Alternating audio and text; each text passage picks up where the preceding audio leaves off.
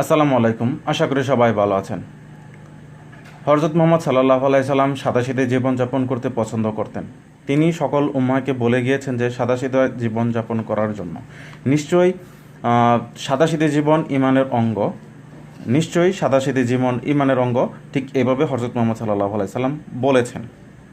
আপনি আপনার যতটুকু প্রয়োজন ঠিক ততটুকুই আপনার জীবনে ব্যবহার করুন এবং বেশি বেশি পরিমাণ আল্লাহর ইবাদতে নিয়োজিত থাকুন, যার ফলে আল্লাহ আপনার অন্তরকে ঐশ্বর্যমণ্ডিত করে তুলবে এবং আপনারকে আরও চিন্তামুক্ত জীবন ধারণে করতে তৈরি করবে। শুধুমাত্র যে আপনার স্বাভাবিক জীবনযাত্রা সাদাসিধে জীবনের মাধ্যমেই কিন্তু আপনার যে প্রকৃত সুখ বা প্রশান্তি লাভ করা সম্ভব।